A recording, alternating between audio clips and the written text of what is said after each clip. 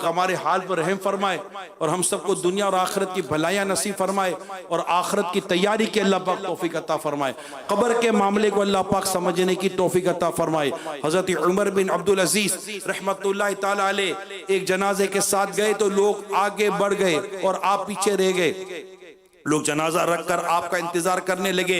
जब आप पहुंचे तो किसी ने कहा अमीरुल मोमिनीन आप कहाँ रह गए थे? फरमाया हाँ अभी एक कब्र ने मुझे पुकार कर कहा ए उमर बिन अब्दुल अजीज मुझसे क्यों नहीं पूछते कि मैं अपने अंदर आने वालों के साथ क्या बर्ताव करती हूँ?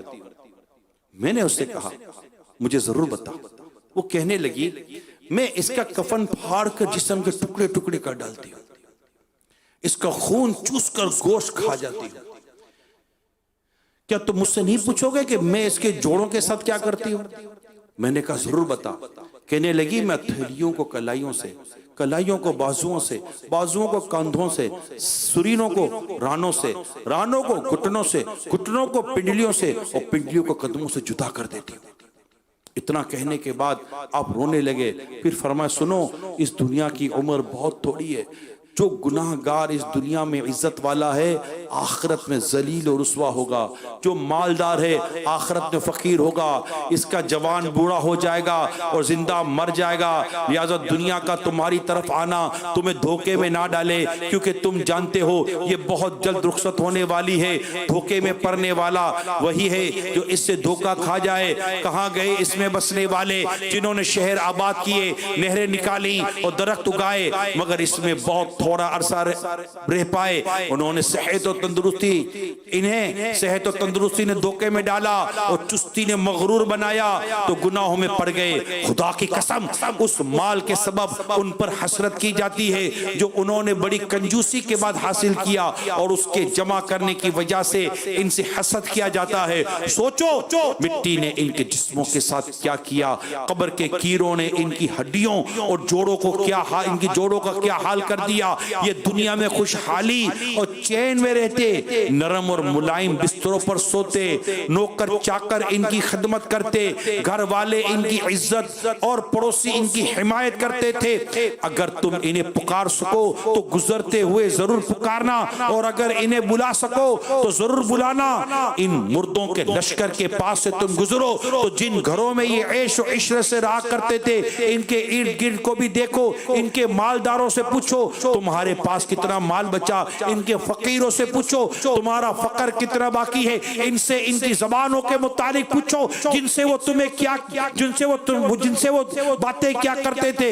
इनसे इनकी आंखों के बारे में पूछो जिनसे बदनिगाही क्या करते थे। इनसे पूछो कि पतली जिल, खूबसूरत चेहरे, नर्म और नाजुक बदन के साथ कीड़ों ने क्या सलूक किया। कीड़ों ने इनके रंग उड़ा दिए, गोश्त खा गए, चेहरे खाक आलूद कर दिए, खूबसूरती को खत्म कर दिया, रीढ़ की हड्डी तोड़कर जिस्म के टुकड़े टुकड़े कर दिए और जोड़ों को रेजा रेजा कर दिया। इनसे पूछो तुम्हारे खैमों और औरतें कहाँ गईं, तुम्हारे खैमे और औरतें कहाँ गईं, खिदमतगार कहाँ गए, नौकर चाकर कहाँ चले गए, गुलाम कहाँ गए, जमा पूंजी और खजाने कहाँ गए, बैंक बैलेंस कहाँ गया, तुम्हारा अकाउंट किधर चला गया।